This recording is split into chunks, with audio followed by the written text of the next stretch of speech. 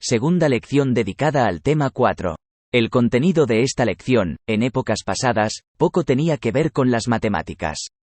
Hace más de 2000 años, las matemáticas no eran aburridas como ahora, para la mayoría de personas.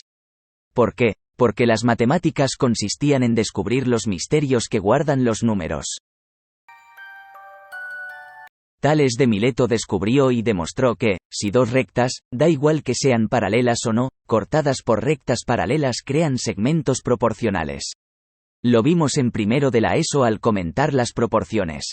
No estaría mal, caso de no recordarlo, lo mirases. La aplicación de su descubrimiento, 600 años antes de Cristo, sigue siendo útil en nuestros días. Pocos años más tarde, Pitágoras descubrió que, en los triángulos rectángulos, es decir, los que tienen un ángulo de 90 grados, los cuadrados que podemos realizar con los lados más cortos, que son los que forman el ángulo recto, la suma de las superficies de sus áreas, es igual al área del cuadrado que podemos hacer con el lado más largo. Hoy, continuamos haciendo uso de su descubrimiento. Demócrito por el año 400 a.C. halló la fórmula para calcular el volumen de una pirámide. Desde entonces la podemos calcular, dividiendo por 3, el volumen de un prisma de igual base y altura. Dispones en YouTube, que, de modo práctico lo puedes comprobar. Por el año 250 a.C. Arquímedes descubre que, la división entre la longitud de cualquier circunferencia dividida por la medida de su diámetro nos da el valor de pi, 3,14. Este dato permite el cálculo de la longitud de una circunferencia y del área de la superficie que encierra, es decir, el área del círculo. Fue un matemático y astrónomo griego llamado Eratóstenes, nacido unos 270 años antes de Cristo. Ideó una forma sencilla para calcular los números primos. Es conocido principalmente por ser la primera persona en calcular el diámetro y la circunferencia de la Tierra. Antes de comenzar, debes saber que, por criba se entiende un utensilio, generalmente una malla metálica que se usa para cribar o limpiar de impurezas el trigo u otras semillas. La criba de Eratóstenes limpia de números compuestos y nos deja los números primos solamente.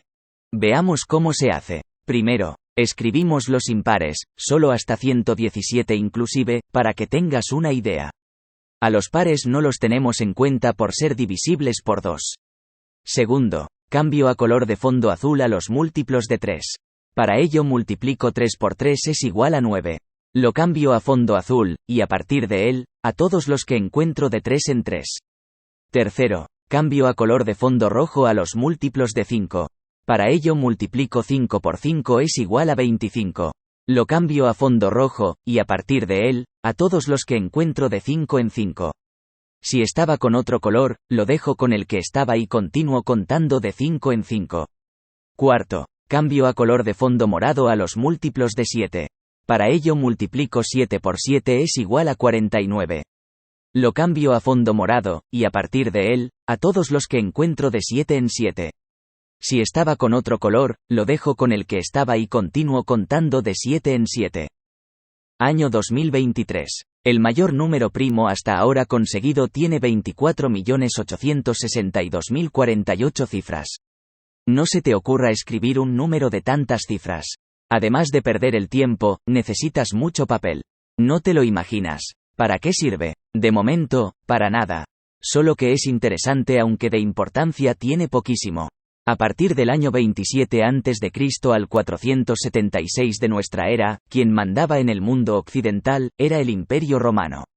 No avanzó mucho en matemáticas, porque su sistema de numeración lo hacían con las letras mayúsculas, I, V, X, L, C, D y M correspondían a los números, 1, 5, 10, 50, 100, 500 y 1000.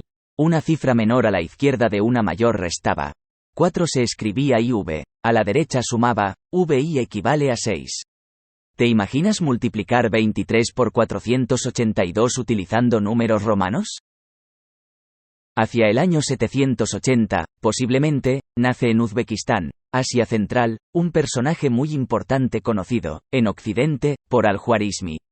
Pasa por la India donde existe un sistema de numeración muy interesante, porque cualquier número se puede escribir con las cifras 0, 1, 2, 3, 4, 5, 6, 7, 8 y 9. Hoy, seguimos haciendo así gracias a Al-Khwarizmi que nos lo trajo de la India. Al-Khwarizmi es quien idea y lleva a la práctica lo que conocemos como álgebra, entre otras importantes aportaciones, y no solo en matemáticas, también sus enseñanzas en astronomía son importantes. Vivió varios años en Bagdad, Irak, lugar donde falleció hacia el año 850. Dejamos aquí la rica historia de las matemáticas de siglos posteriores. Las matemáticas, desde sus orígenes, nos invitan a investigar, a analizar, a ser creativos, a ingeniar. Como ves, algo que nada tiene que ver con el aburrimiento. Sucede que nos exigen que aprendamos métodos y fórmulas para aplicarlos en ejercicios o problemas concretos que, además de no entender cómo es debido, no sabemos si sirven para algo. Esto sí es aburrido, a veces, inaguantable.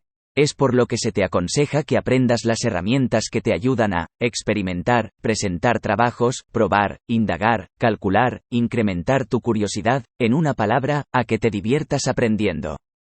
Tienes ante ti unas herramientas que, tanto ahora, como posiblemente dentro de unos años, el haber hecho uso de las mismas ahora, llegues a la conclusión que cuando eras más joven, no perdiste el tiempo. Iremos haciendo uso de ellas y de alguna más.